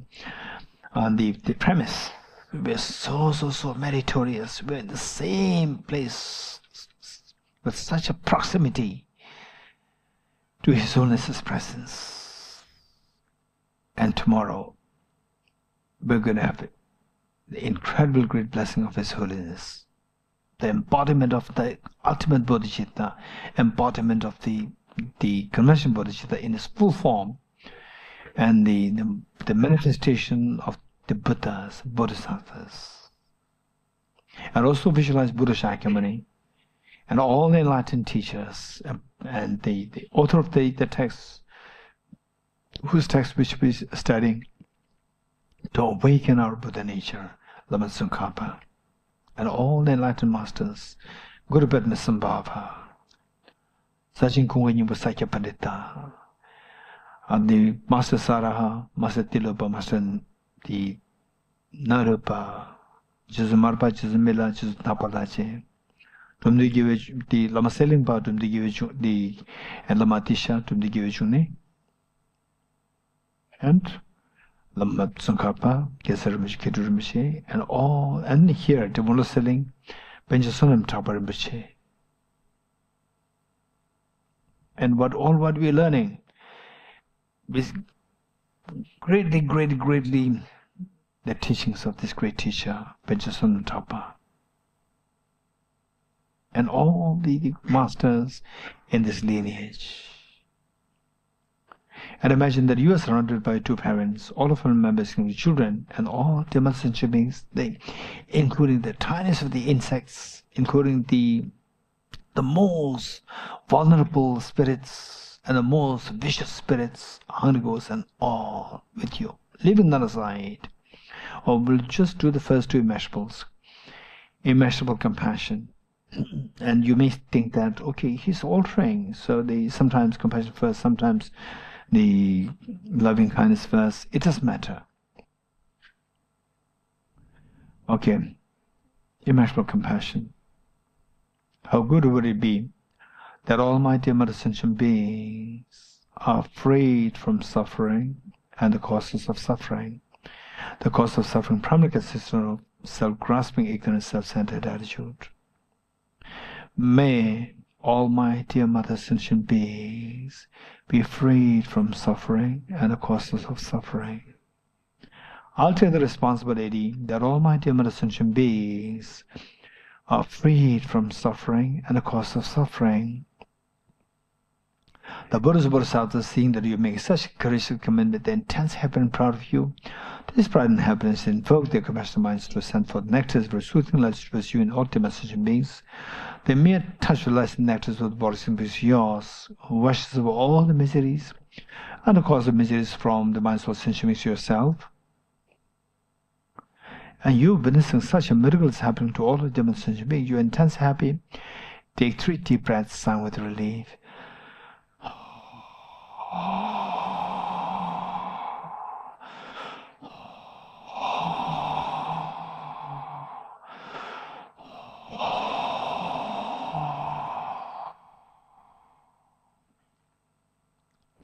Immeasurable loving kindness.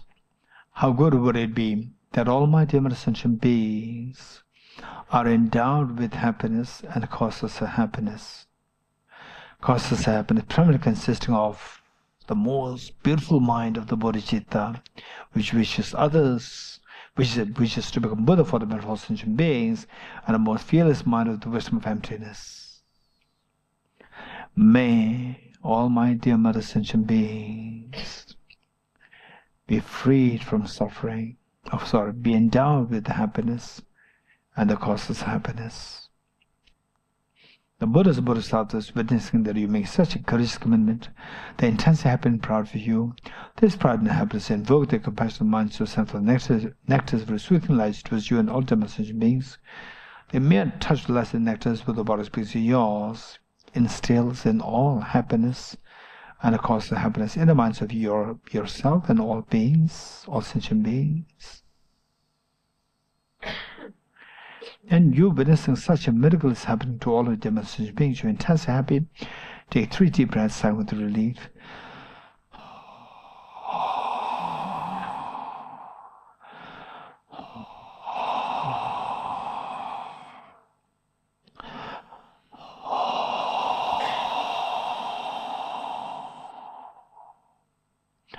Underscoring all the 5 principles is unconditional love to all the beings. And imagine that you're looking at the eyes of each of the beings with total love, affection, attention, care, and embrace. To the extent that each one of them feels himself as so special in your eye. And this is this spirit, unconditional love. This is a basic fabric of the body, the most beautiful bodhicitta. In the absence of this, there's no way by which you can experience bodhicitta. There's no way by which you can awaken to Buddha nature. There's no way by which you can feel the infinite ease and amazing. It's so precious. With this mind, with folded hands, let us make the bodhicitta commitment 3 times together, wholeheartedly. May I become Buddha for the benefit of all my dear mother sentient beings. May I become Buddha for the benefit of all my dear mother sentient beings. May I become Buddha for the benefit of all my dear mother sentient beings. This is the most beautiful mind. Just even if you get a glimpse of this, just a fraction of this field is extremely, there's incredible ease when you can feel. It's so beautiful, so appealing. It just makes you run into very tender tears. It's so beautiful. The body goes into the goosebumps, cold waves flow through the body. All the cells relax. Amazing. So beautiful feeling. Okay, slowly transform this beautiful mud of the bodhicitta into a spotless skin, clean, moon disk, horizontally sitting with the heart. Okay, it's amazing that we made such courageous commitment to become Buddha. But don't forget, no matter how you squeeze a handful of sand, no oil comes out. Yes, I know that. Of the Buddha nature, putting effort of which this can manifest in the form of full Buddhahood. If that is the case, why not it is manifested since primordially till today? Why not? Yes, it's all because that I'm being deceived by the 2 demons, self-grasping, ignorant, self-centered attitude, that I never get the chance to awaken this Buddha nature. Today I'm going to do the extermination of 2 demons so that Buddha nature will be awakened. What am I going to do? I'm going to do some very powerful remedy. What is that? The non-dual wisdom of the Adi Bodhisattvas. Okay, what is that like? Let's quickly retrieve the experience of the meditation emptiness of the flower, which we did as a part, this third of the 4 seals. Okay, let's quickly think of the flower. How does it appear? So objectified, intrinsically real, so self-subsistent there, as to like saying I'm independent of any other thing.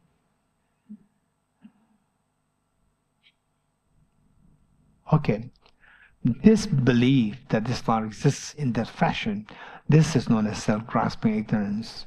And how do you know that this ignorance is not wisdom? This is not a valid mind.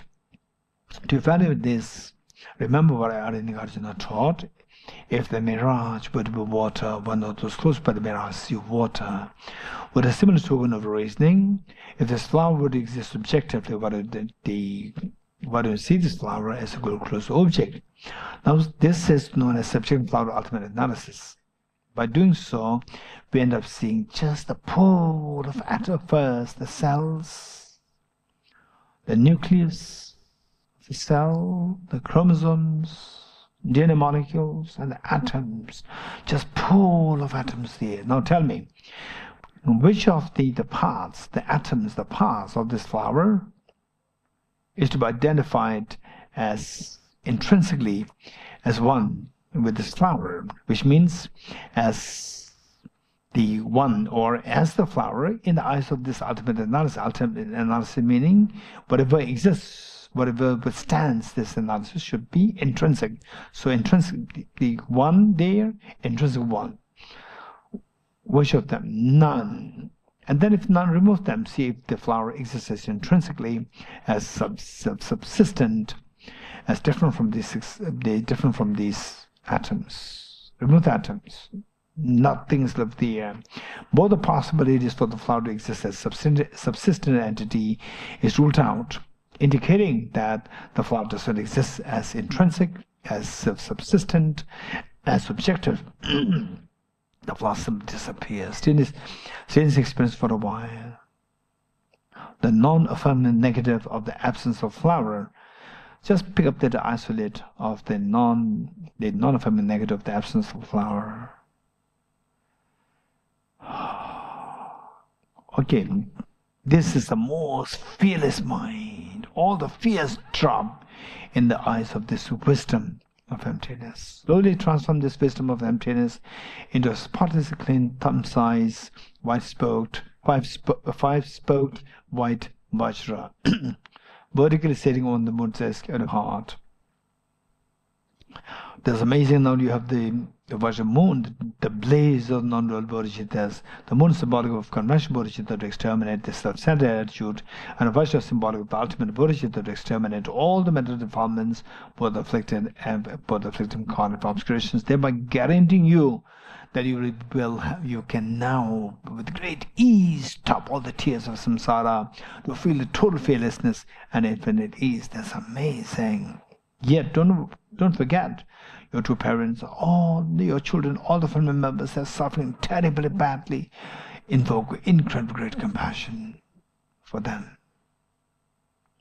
And this compassion invokes the Vajra moon at your heart to multiply infinite number of times. Here one side of the Vajra moon at the heart of your mother, one side of your father, one side of each one of family members and children, one of each of the beings who passed away, who are in the hospitals, who are going through domestic violence, who are in the hands of the terrorists, who are in the war zones, who are underground suffering, and that's not the people underground, and who went in the KFC. Just think of all this, and even people who are involved in perpetrating the miseries, pains on others. Bring them in a visualization. Share the Vajra moon with them, each one of them. In the oceans, all the creatures get the share of the Vajra moon. In the wilderness, all the creatures in the wilderness, and in the Milky Way galaxy, the entire universe, every health beings, 100 ghost beings, everyone has a share of the Vajra moon from you. Meanwhile, also don't forget that all Buddhist Bodhisattvas are there, like His Holiness. Why don't we request them to be the guests and the witness to undertaking the ceremony and taking the aspiration Bodhisattva vow? As I'm just making this request, that I slowly stand up along with all the mother sentient beings to make 3 prostrations to all Buddhist Bodhisattvas.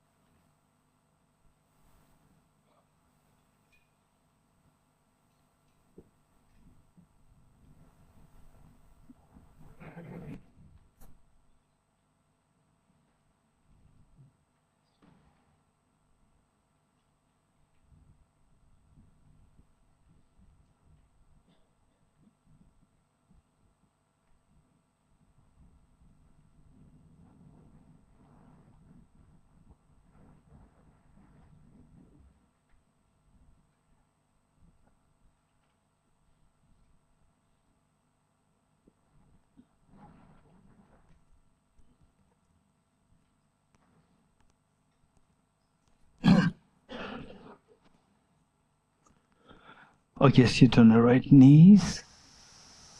Now let us turn to page 49, page 49.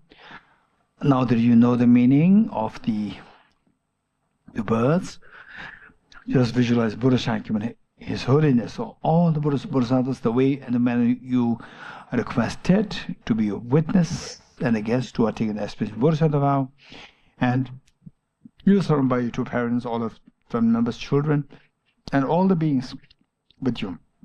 Imagine that. And the question is, who is entitled to take this vow? It is not that you should. It's not necessary that you should be a Buddhist. Not necessary. Anyone who feels that from today onwards I will try my best not to harm others. I will try my best to render service and help to others, of course. Skillful compassion is very important, not to unnecessarily put yourself into trouble. So, if this is who you are entitled to take this aspiration Bodhisattva vow.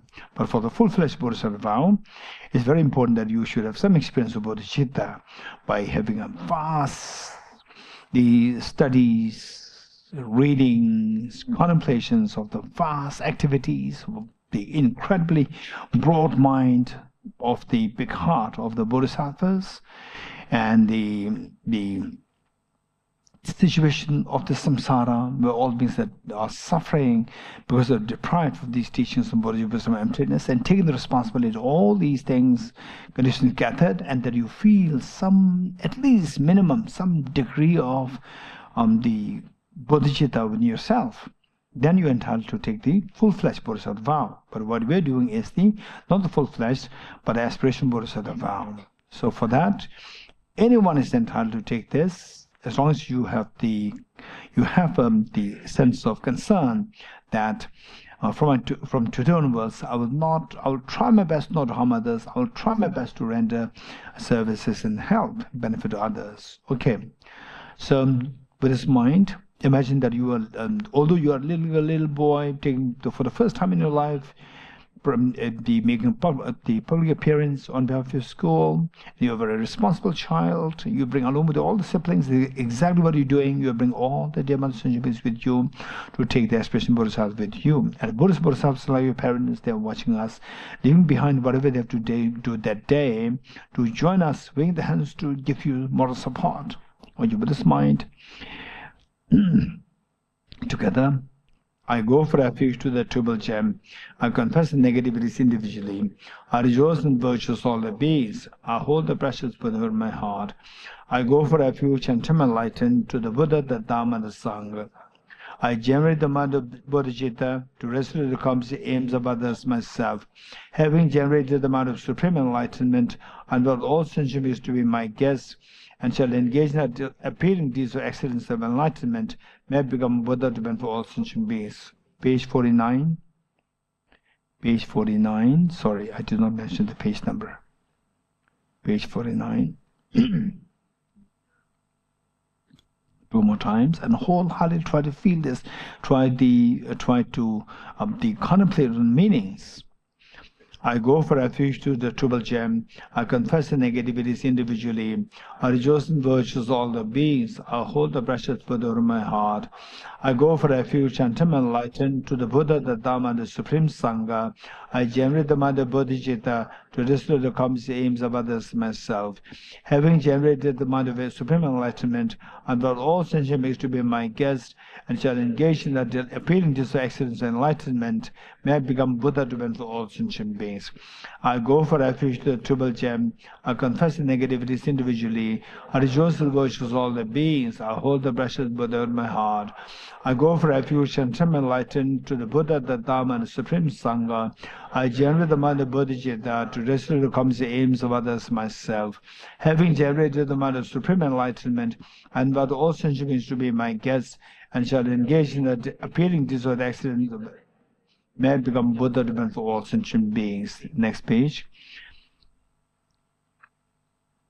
Gurus, Buddhas, and Bodhisattvas, please behave to me. Just as the previous Buddhas have generated the mind of bodhicitta, and just as they successfully dwell in the Bodhisattva practices, likewise for the benefit of all sentient beings, I will generate the mind of bodhicitta, and likewise shall I too successfully train the Bodhisattva practices. Gurus, Buddhas, and Bodhisattvas, please behave to me. Just as the previous Buddhas have generated the mind of bodhicitta, and just as they successfully dwell in the Bodhisattva practices, likewise for the benefit of all sentient beings, I will generate the mind of bodhicitta, and likewise shall I too successfully train Gurus, Buddhas, and Bodhisattvas, please be here to me. Just as previous Buddhas have generated the amount of bodhicitta, and just as they successfully dwell in the Bodhisattva practices, likewise for the benefit of all sentient beings, I will generate the amount of bodhicitta, and Lavashala to successfully dwell in the Bodhisattva practices. Feel the joy of having received the aspect Bodhisattva vow. And imagine that all the Buddhas, Bodhisattvas, they're extremely, extremely proud of you, so happy. And a mother, after all these many years of getting complaint from school about you as a little girl, little boy, and today again the school principal comes, and the mother feels so apprehensive. What kind of complaint today? And school principal, no, we came here to congratulate you. What for? That your daughter, your son, though they're very young, they're appointed as best students of the school for this year. The mother could not believe her eyes and ears. This is exactly what has happened to all Buddhas, Bodhisattvas, to feel that what you're doing is so special, which you have never done ever before. And they feel so proud of what you did today. So this joy and happiness the Buddhas, Bodhisattvas feel, invoke the Vajramuni at their heart, in full-fledged form the Vajramuni at the hearts, to multiply infinite number of times. Like rain shower, they descend to merge with the one that visualizes your heart, thereby become non-dual, stabilized, and blessed. Likewise, all these replicas of Vajramun from the Buddhas, Bodhisattvas, they, like rain shower, they descend to merge with the one that visualizes the heart of your mother, at the heart of your father, at the heart of each one of the family members, including children, and each of the beings who passed away, who are in hospitals, and who are in the slaughterhouses, in the KFCs, in the hands of the terrorists, in the war zones, and in the hands of the people underground, even those people who are involved in creating the underground people, the butchers, all those who plan for the wars, just all of their mind, they are being blessed by the Vajramun for all Buddhas, Bodhisattvas. They become so compassionate, so wise, and the Vajramun at their hearts, which you shared with them, they become non-dual with that of the blessings from Buddhas, Bodhisattvas, non-dual, stabilized, and blessed. It's amazing. What you did today, this of the greatest of the gifts that can possibly make to all the dear sentient beings to repay the kindness. And today, you made this. And of all the offerings that you can think of, making to all Buddhas, Bodhisattvas, the Buddha made it very clear. One moment of the practice of compassion far excels the gifts of the whole universe filled with gems and offered to Buddhas, Bodhisattvas. If this were to be the case, what we mentioned of our having taken the aspect of Bodhisattva vow, and today you made the greatest of the offerings to all Buddhas, Bodhisattvas, and particularly to His Holiness the Dalai Lama, and all what we're doing here, all the benefits we're doing, they're all directly, indirectly, because of the blessings of His Holiness. And it's amazing. This is what makes it what His Holiness so happy. And this is also the inspiration and the blessings of His Holiness, who directly, explicitly they taught us that this must be done whenever there's a big gathering happening, conducted by Tibet's programs happening, conducted by Tibet House, Delhi. So this is because of that. So this is the greatest gifts, offerings to His Holiness the Dalai Lama. And with your life, there's nothing greater purpose and meaning than this. And today you have given such meaning to life. This is amazing. This is to be celebrated instead of other things. Just for no reasons, then you celebrate. This is a real celebration to be done. And all these wonders are happening because of the blessings of all the Buddhas and Bodhisattvas. As a gesture of thanking them, let us once more stand up along with all their mother sentient beings to make 3 prostrations to all Buddhas and Bodhisattvas.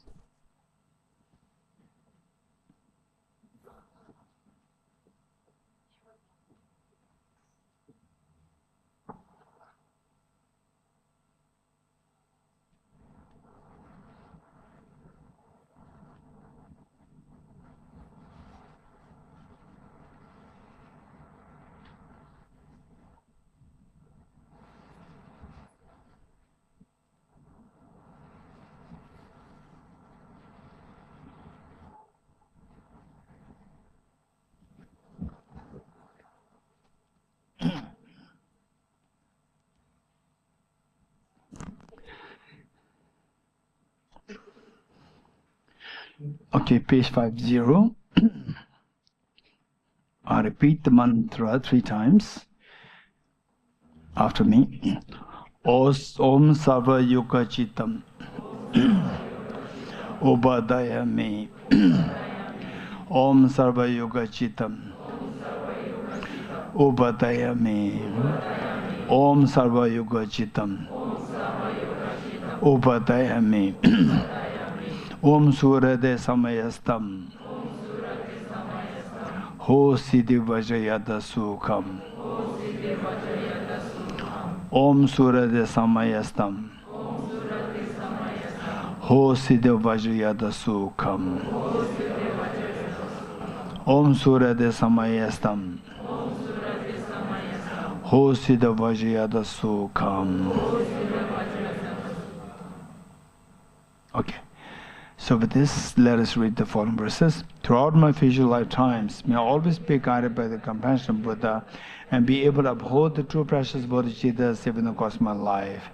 Throughout my future lifetimes, may I always be compassion Buddha and be able to uphold the true precious bodhicittas even across my life.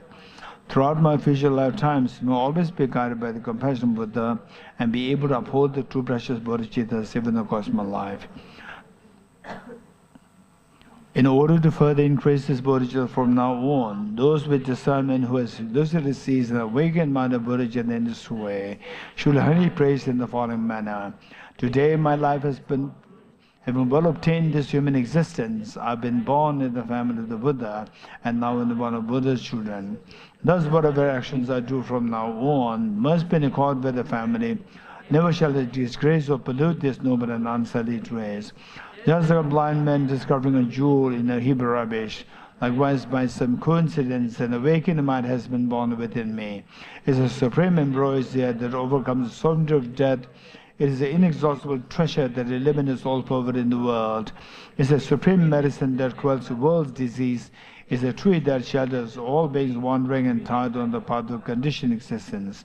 It is a universal bridge that leads to freedom from unhappy states of birth. It is the dawning moon of the mind that dispels the torments of mistaken conceptions. It is a great sun that finally removes the mystic ignorance of the world.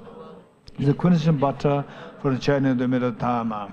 For all those guests traveling on the path of conditioned existence who wish to experience the bounties of happiness, this will satisfy them with joy and it shall place them in supreme bliss. Today in the presence for all the pretenders and invite the world to be guests at a festival of temporary and ultimate delight. May God's demigods all be joyful. Therefore sentient beings resemble dreams. Upon analysis they are like the plantain trees. Whether they are released or not from sorrow, in the ultimate sense there is no distinction. What is there to gain, what is there to lose? With things that enter into existence in this way, who is there to pay respect and who is there to abuse? From what pleasure and pain derived? What is there to be happy or unhappy about? When one searches for the ultimate nature, what is there to crave and what is there to crave for? Upon analysis, the world of living beings is found to have no true existence. Therefore, who can die here? What is there to come and what has been? Who are friends and who are relatives? Oh, you are investigating reality. Please recognize, as I've done, that all is just like space. Those who wish to be happy are greatly disturbed by cause of a conflict, and those enjoyed by the causes of pleasure. But not finding happiness, they suffer. And in order to find it, they exert themselves. They argue with others, cut and stab one another. With many wrong deeds, they live in a state of great hardship. Even though they repeatedly come to happy existences and experience much pleasure there, upon dying they fall for a long time into the unbearable suffering of the lower realms. Within conditioned existence, the chasms of suffering are many, and the liberating comprehension of ultimate truth is rare. Furthermore, the apprehension of the true existence and understanding of emptiness mutually contradict one another. Yet, if in conditioned existence one does not realize this ultimate truth, one will continue to experience the limitless oceans of misery, unbearable and beyond analogy. Likewise, through not having realized emptiness, one has little strength for virtue, and one's human life of leisure and endowment is indeed very short. Also, one strives hard to live long and avoid illness. One is concerned with hunger, rest, and sleep. One is injured by others and keep meaningless company with the childish. Therefore, this life swiftly passes with no meaning, and it is very hard to find a chance to investigate reality. In this state, where is there the means to reverse this beginner's habit of grasping at true existence? Furthermore, devils exerting themselves to cast us into the vast unfortunate realms. There are many mistaken paths, and it is hard to resolve the doubts about the perfect way. It is to human life again, and extremely difficult to find the presence of the Buddhas. It is hard to forsake the flood of afflictions. Allah's centuries will continue to suffer. Or indeed, it is worth falling sorrow for those who drift in the river of pain, who, although they experience great misery, are unaware of the suffering they go through. For example, some ascetics wash themselves again and again, and others repeatedly enter fire. But although they thereby suffer greatly, they assume themselves as happy. Similarly, those who mistake their suffering for joy and live as though they were no aging or death are first of all killed by the Lord of death, and then experience the unbearable misery of falling into lower realms. When shall I be able to extinguish the pains of those tormented by the fires of suffering? With the rain of my accumulated happiness, this has sprung from my merits. And by having the inner manner of not objectifying existence, intensely will I gather the accumulation of the merit.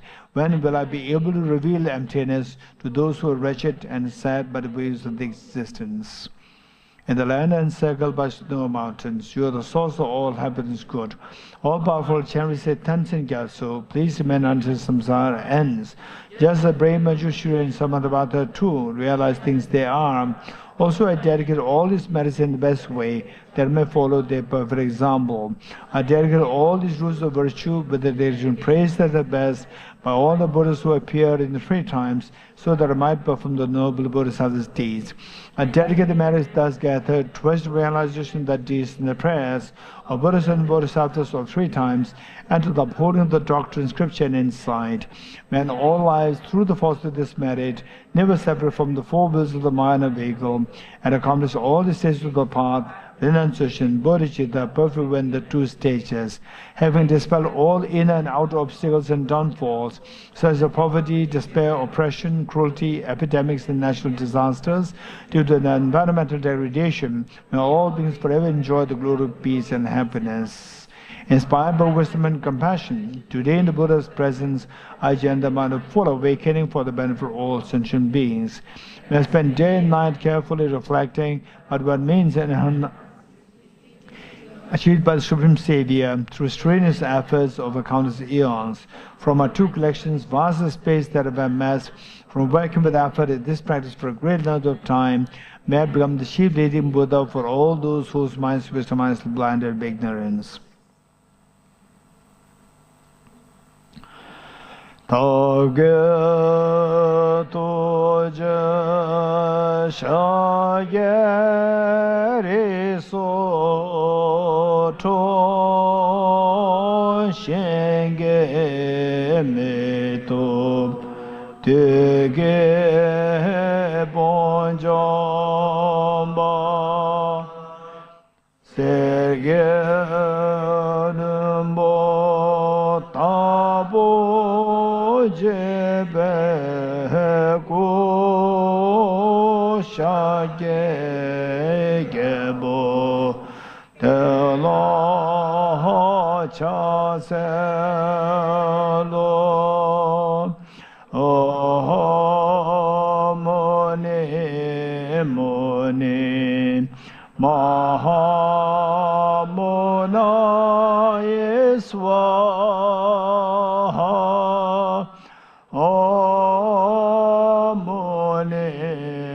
mone mahamona yeswa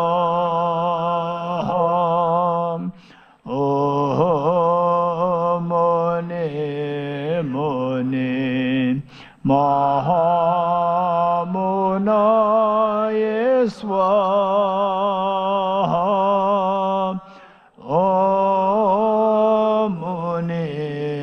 mone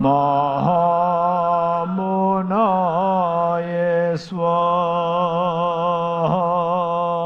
Om Muni Muni Mahamunaya Swaha. Om Muni Muni Mahamunaya Swaha. Three processions together.